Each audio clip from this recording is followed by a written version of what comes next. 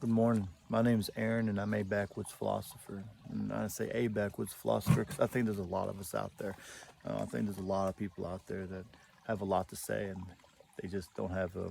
They don't think anybody's gonna listen, probably. But so I want to talk about a little bit about everything. I want to talk about patience and understanding, beliefs, compassion, compassion.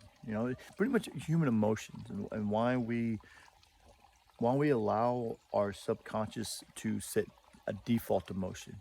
Um, I think a lot of it's due to the fact that we don't live in the moment. We don't live in the now. Um, we're constantly thinking about what could happen or what has happened, and we never really live in the now. And I think that's a big reason for it. And it's my opinion. I think everybody's entitled to their own opinion. Um, Sometimes in the moment, um, there's some instances that I could see that would allow us to that we need that default emotion. We have a fight or flight instinct. All right. Um, that's a primal default emotion. I mean, what are we going to do when we're back when we feel threatened? We're either going to fight or we're going to run. Right. Default emotions. I think as we become more evolved, um, for our lobes grew, that we develop more emotions. That's more of a logical frame, right? Um, so we was able to logically judge different things. My opinion, again, just my opinion. All these are just my opinion. I mean, none of this is based on fact. There's no scientific journals written on it. These are just things that I come out in the woods and I sit here and I just think and I write and I think and I write and I think and I write, and these are just conclusions that I come up with. There's nothing based on anything on this. Sigmund Freud, Carl Jung, none of these guys said none of this. These are just kind of things that I kind of did. Just me. So when I say that we do a default emotion, that's just my opinion. I don't know. Um, I know I've caught myself doing it, and I have caught other people doing it. In certain situations, automatically they get angry, right? And I ask him, I said, why do you get angry? Why? Oh, because so and so did this. Well, did you ever think about just talking to him? Try to see why that happened.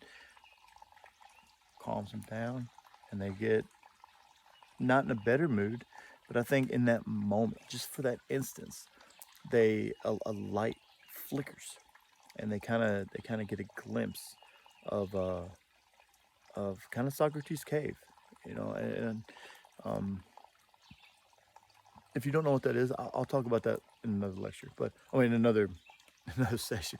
I don't want to say lecture. No, in another time I'll talk about Socrates' cave. Actually, I'll make a note of that, and I'll make a note of that, and in that way, I'll talk about that later. But I think in that moment they get a glimpse of that. They get a glimpse of what's real and what's illusion, and then um, in those small moments, I think that's where that change starts occurring. If you're able to do that on a consistent basis, why do you feel that way right now? Why do you do that right now? Why are you doing this? I think those are the small. I mean, no one's going to do 180 degrees overnight.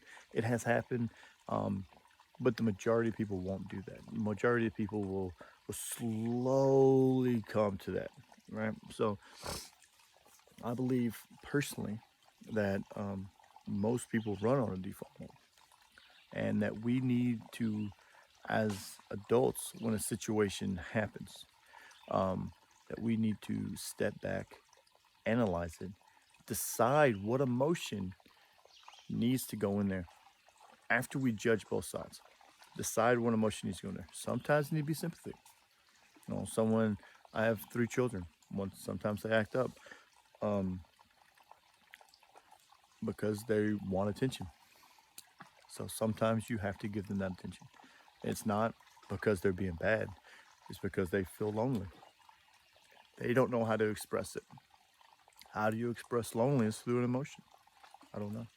So, yeah, that's pretty much the rabbit holes I go down when I'm sitting out here in the woods. How most time we run on a default emotion, and how we need to realize that life is a series of moments, and in those moments we have the ability, the free will to choose what emotions we put in those moments. And predestination is a thing. That's a belief.